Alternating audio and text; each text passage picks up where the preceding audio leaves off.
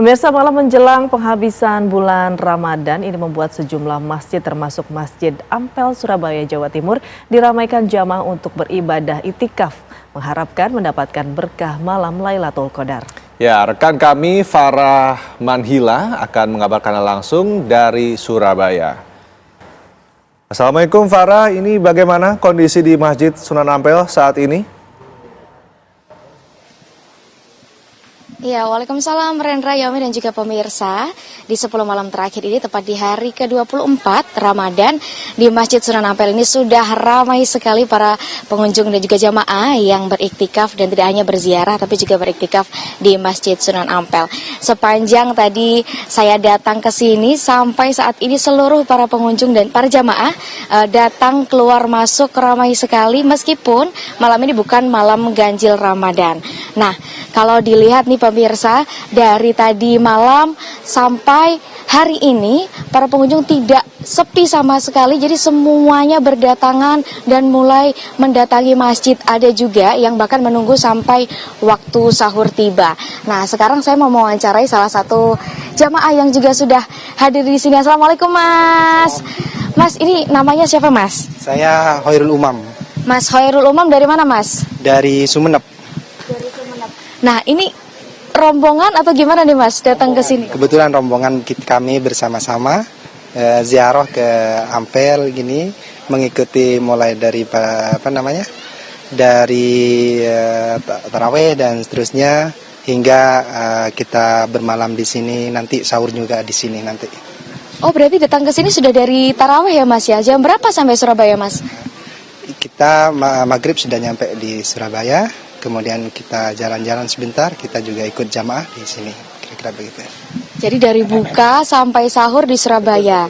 Nah, di sini sudah apa saja yang sudah dilakukan di Sunan Ampel dan kawasan sekitarnya ini, Mas? Oke, ya kita kan menyambut malam Lailatul Qadar ya.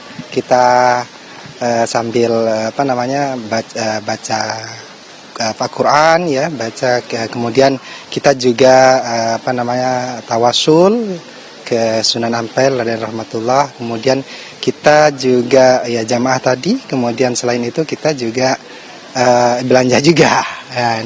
Nah kita kan bentar lagi weekend gitu ya, bentar lagi weekend. Selain itu kita bersama teman-teman ini juga tahlil bersama-sama, tawasul dan seterusnya, kira-kira itu. Di antara banyak masjid nih Mas, kenapa kok akhirnya memilih ke Masjid Sunan Ampel? Saya kira Masjid Sunan Ampel ini masjid yang bersejarah ya. Terutama kami adalah warga Nahdien ya, yang suka tawasul ke para wali, ke Wali Songo ya. Karena kita termasuk yang lebih dekat ya, Sunan Ampel. Kemudian sebelumnya kita juga sudah ke Syekh Khalil ya, Syekh Khalil. Kemudian kita lanjut ke sini dan insya Allah besok kami sudah bisa pulang. Gitu kira-kira. Ini jadi rutinitas tahunan setiap Ramadan atau seperti apa nih Mas? Betul, kami selalu rutin setiap bulan Ramadan punya agenda untuk ziarah-ziarah. Selain ziarah ya punya agenda juga untuk ikut ikut jamaah tarawih dari masjid ke masjid yang satu gitu kira-kira. Baik, terima kasih Mas. Selamat melanjutkan aktivitasnya kembali di Sunan Ampel. Nah, pemirsa, tadi sudah ada salah satu pengunjung yang datang dari Sumeneb, Madura. Kalau dihitung-hitung perjalanan Sumeneb ke Surabaya ini kurang lebih 4-6 jam pemirsa. Jadi lumayan lama datang rela ke Masjid Sunan Ampel untuk bisa bertawasul dan juga beriktikaf. Demikian juga para pengunjung lainnya, saya juga sempat mewawancarai, ada dari Malang, ada dari Tuban, dan dari Situbondo. Malah saya belum menemukan yang dari Surabaya pemirsa. Begitu Rendra, Yaumi. Baik, terima kasih. Bagaimana sih kalau misalnya jam-jam sahur ini mencari makan di sana seperti apa? Nah, karena di kawasan Sunan Ampel ini sudah lengkap sekali, Yaomi, ada berbagai pedagang kaki lima yang berjualan di sepanjang jalan menuju kawasan Masjid Sunan Ampel, dan di jalan rayanya, di Jalan Kiai Haji Mas Mansur maupun di belakangnya itu juga sudah ramai sekali para pedagang kaki lima yang menjajakan kulinernya. Ada juga tempat-tempat makan. Jadi di sini semuanya lengkap.